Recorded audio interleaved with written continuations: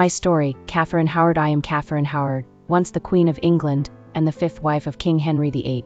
Mine is a story of beauty, ambition, love, and ultimately, tragedy. I invite you to walk with me through my brief and tumultuous life. My early years. I was born in 1523 into the noble Howard family, though our wealth was modest compared to others. As a child, I was sent to live with my grandmother, the Dowager Duchess of Norfolk. Life in her household was not one of great luxury or refinement, but rather one of discipline and routine. Yet, even amidst the strict upbringing, I discovered my charm and beauty. As I grew older, I became the center of attention among the young men in the household. I admit, I let my heart wander. My time with Francis Dereham was my first taste of affection. At the time, I believed it to be love, but it would later haunt me in ways I could never have imagined. A place at court. When I joined the royal court as a lady-in-waiting to Queen Anne of Cleves, my life changed forever. My youth and beauty did not go unnoticed. I soon caught the eye of King Henry VIII himself. He was a man of great power and influence. Though much older than I confess, I was flattered by his attention.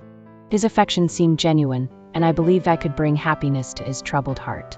Becoming queen in July 1540, I became Queen of England. It was a dream I never thought possible. Draped in the finest gowns and adorned with glittering jewels, I felt as though I had finally arrived at my destiny. Henry was generous and kind to me, and though our union was not one of passion, I tried my best to fulfill my role as his wife and queen. But being queen was not as simple as wearing a crown. The court was a web of intrigue and secrets. My past, which I thought buried, began to surface. My secrets revealed, I must admit, I made mistakes. Before my marriage to Henry, I had been young and foolish, allowing my heart to rule my head. And after becoming queen, I found myself drawn to Thomas Culpeper, one of Henry's courtiers. It was reckless and unwise, but I was lonely and longing for companionship.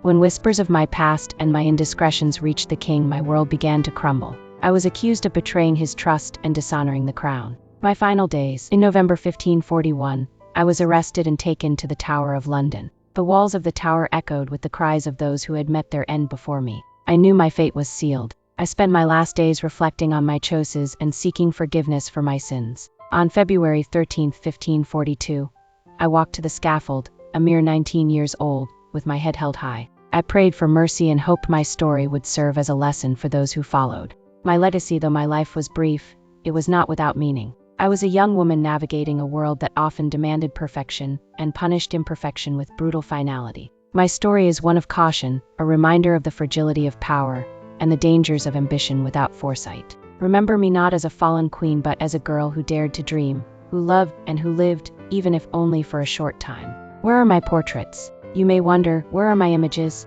Why is my face not etched in history like the others? The truth is, my time as queen was fleeting, barely a year. In that brief window, I had little opportunity to commission grand portraits. Unlike queens who reigned longer, my story was silenced quickly after my fall. Perhaps it was intentional. After all, I was labeled a scandal, an embarrassment to the Tudor court. Those in power likely wanted to erase my memory, leaving behind little evidence of my existence. Even the few images you might find attributed to me today are often debated by historians. Is this Catherine Howard? They ask, unsure if the woman in the painting is truly me or someone else entirely. A face remembered by words, but does it matter if my face is not carved in paint? I believe my essence lives on through my story. I was described as youthful, beautiful, and full of life. They said my laughter was infectious and my presence lit up a room. That is how I want to be remembered, not as a figure on canvas, but as a living, breathing person who dared to love and dream, even when it was dangerous to do so. My story is my portrait, painted in the minds of those who hear it. So,